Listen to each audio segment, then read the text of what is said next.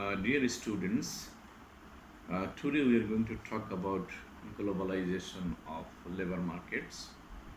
So, as you know, that labor markets are rapidly changing to reflect the impact of globalization, technology maturation, and availability, and the desire of companies to run more lean.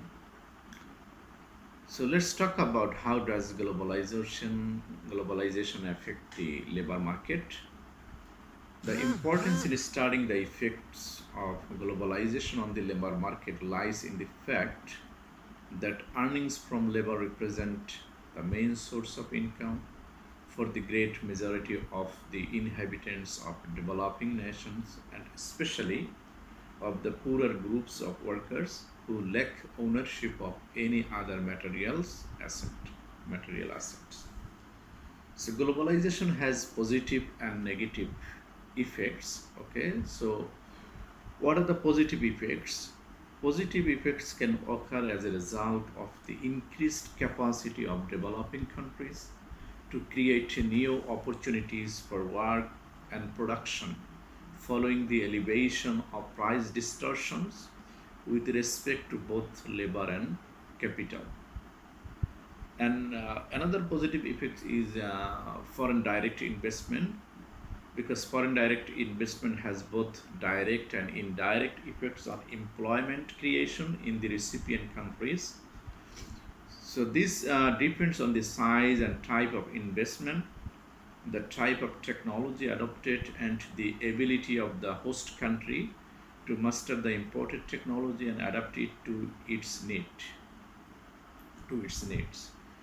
Then FDI also has direct effects on employment through the vertical links to the TNCs. Okay, TNCs, they are transnational companies or multinational companies, and there may also be spillover effects of TNCs on local science, technology, education, and training.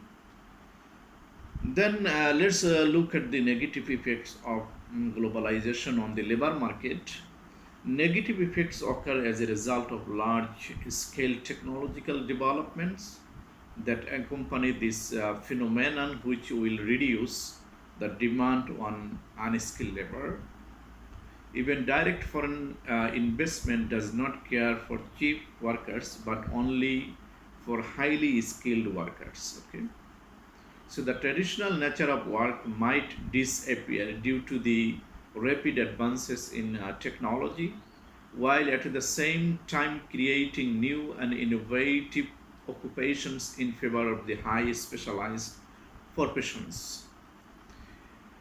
An increase in hidden unemployment, a lack of new job openings, and a deterioration of real wage rates are the consequences of globalization in most developing economies, which were unable to adapt the new technologies.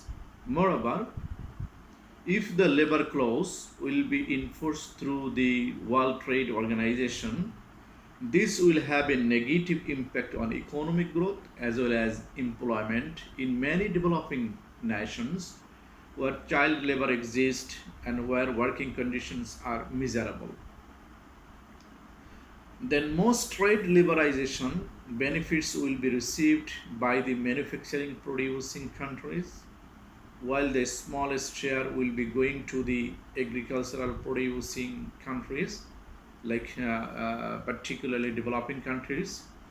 So, in addition, policies of structural adjustments such as privatization imply an increase in unemployment, since privatization is accompanied usually by a reduction in the demand for labor. Finally, the theoretical predictions about the employment consequences of trade liberalization are based on the assumptions of full employment of resources and flexible labor markets. These assumptions might not hold true in developing countries where labor markets are inflexible due to structural factors. Then let's talk about the effects on real wage level of the workforce. Okay, trade flows lead to shifts in the demand for labor as more workers are needed in newly profitable sectors and fewer in unprofitable sectors. So, if the supply of labor is fixed, these demand changes lead to a rise in wages to more profitable industries. Competition by imports might lower the price of products by low skilled labor relative to the price of products made by skilled labor, so that domestic firms shift towards producing skill intensive goods, which will lead to a lower real wage level for the majority of workforce, the unskilled in developing countries. Financial liberalization is likely to result in a fall in the net income received by workers. This is because countries are lowering taxes to attract FDI relatively to high tax rates on labor, as labor is less mobile to resist high taxes. By applying this discriminatory tax policy against labor, income will be redistributed in favor of the high income earners in the society. This negative impact of globalization on wages is likely to be greater in developing countries, which lack strong labor unions and democratic political systems, such as developing countries. Okay. Then let's talk about the impact of globalization on human resource management. Okay. Globalization symbolizes free flow of technology and human resources across national boundaries, presenting an ever-changing and competitive business environment. So globalization is a process that is drawing people together from all nations of the world into a single community linked by the vast network of communication technologies. This aspect of globalization has also affected the human resource management in the business world of today.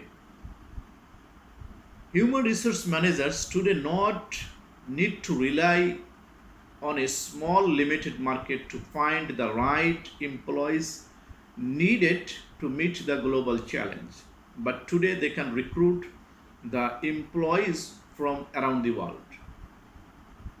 The future success of any organizations relies on the ability to manage a diverse body of talent that can bring innovative ideas, perspectives and views on their work.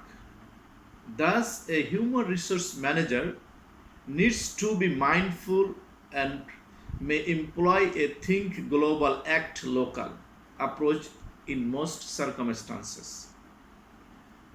So many local human resource managers have to undergo cultural based human resource management training to further their abilities to motivate a group of professionals that are highly qualified but culturally diverse. Furthermore, the human resource professional must assure the local professionals that these foreign talents are not a threat to their career advancement. In many ways, the effectiveness of workplace diversity management is dependent on the skillful balancing act of the human resource manager. Global human resource management refers to human resource management practices that deal with managing a diversity of workforce from all around the world. So let's end our first part of today's lecture here. Thank you.